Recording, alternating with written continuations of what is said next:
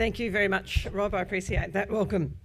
I'd like to also especially thank Garth for that welcome to country and pay my respects to the traditional custodians of the land on which we meet. I'd like to acknowledge, although I don't think she's online still, but Christy McBain. We actually spent several days together at the beginning of the year when we did an outback trip and stayed at William Creek. So I got to know Minister Christy McBain quite well, which was great, and she really is very passionate about regional development. Acknowledge again the Honourable Rob Kerrin, the Chair of RDSA South Australia, Tony Piccolo, my good friend and Member for Light, Nicola Centofanti, MLC, Penny Pratt, MP, Member for Frome, the Mayors of the town of Gawler, the Barossa Council, Karoonda East Murray District Council, Coorong District Council and Dubbo Regional Council. Also Liz McKinnon, the Cross-Border Commissioner, Craig Holden, the Chair of the State Planning Commission, Clinton Jury, CEO of the Local Government Association, and all the RDA chairs and CEOs. Now, I think between Rob and I, we must have acknowledged pretty much everybody in the room, but if there's anybody we missed out, yell out. So I'm really pleased to have the opportunity to be with you here today for the 2023 Regional Development South Australia Annual Summit. I actually want to congratulate you on your theme, Population and Prosperity, Regional Population Growth for South Australia, Making It Happen. And I did mention this last night at the dinner. I just love the fact that your theme is an action, making it happen. It's not about having a whole lot of interesting discussions and then everyone going back to their own places. It's an active theme, and I think that's really good. It has been alluded to already this morning, but I think it's really appropriate to highlight that the RDAs here in South Australia have that tripartite cooperation of federal government funding, state government funding and local government funding. It is something that is quite unique in terms of the RDAs across the country, and it's something that is commented on often. And I think it's a real key as to why RDAs here in South Australia are so successful and so successful in making great contributions to our South Australian development. The Regional Development Australia Network plays an important role across our state and along with the key priorities of our regions. And something that I've been really pleased to do is to try to closer work with RDAs so that government priorities and RDA priorities are absolutely talking to each other. We want to make sure that those who are on the ground closely, which RDAs generally are, who have a really good idea of what some of the needs are in their local communities, are really linked in to what we're doing as a state government, and those two things can be complementary.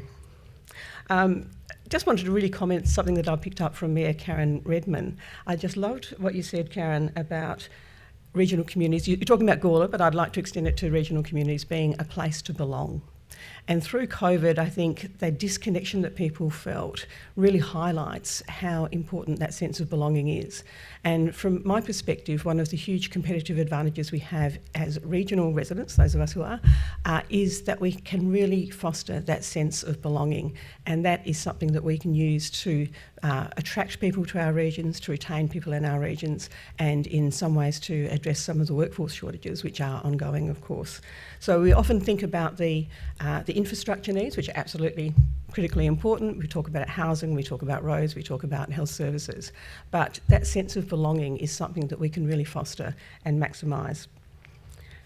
Last year I joined the RDA Summit at Murray Bridge, where the topic was regional housing and workforce shortages. That was a really useful summit, and I think some of the announcements that we've made as a government since then have certainly been informed by many of the discussions that have been held at summits such as that and through other RDA forums.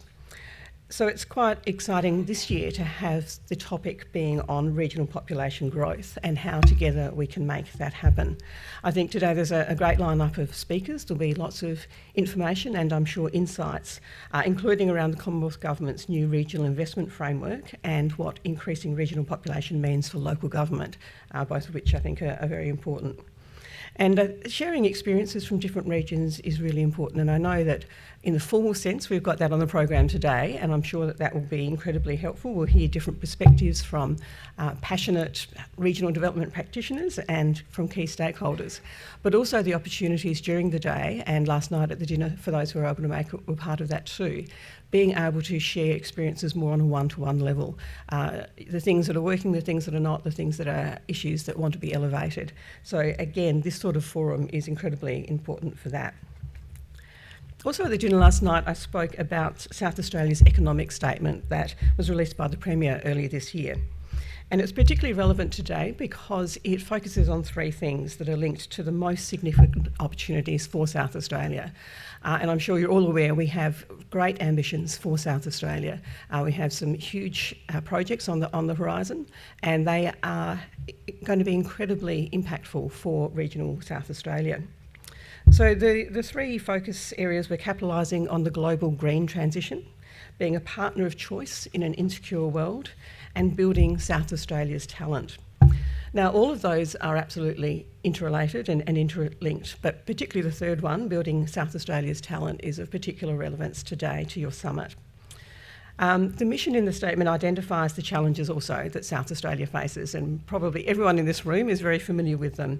There's a spatial mismatch between the location of the available jobs and the appropriate workers. There's a skills and education mismatch between the skills that workers currently have and the ones that they require now, but also the ones that they will require into the future. And there are barriers to participation and utilisation, particularly for disadvantaged groups. And I think it's really worth mentioning RDAs have a great track record in a number of these. I remember at a summit several years ago hearing about some of the projects that had been done in terms of getting disadvantaged job seekers into the market. I think it was in Spencer Golf, if I remember correctly. That's just one example, there are many. But that's why, again, it's so important to have the good relationship and the strong relationship between the state government and the RDA network. And to build South Australia's talent is going to take everyone's contribution. So there are policy levers that we have as government, that the federal government has, that state government has, and local government to a degree. But it's really about making sure that we're working collaboratively, not just across government, but across RDAs, stakeholders, business, not-for-profits, and all organisations within regional South Australia, so that we can really maximise the impact and realise the opportunities that we do have. So it gives me great pleasure to officially welcome you all here today for this important conversation, and I want to thank Regional Development South Australia for organising this important forum. I'd now like to formally open the 2023 Regional Development South Australia Annual Summit, Population and Prosperity. Let's make it happen. Thank you.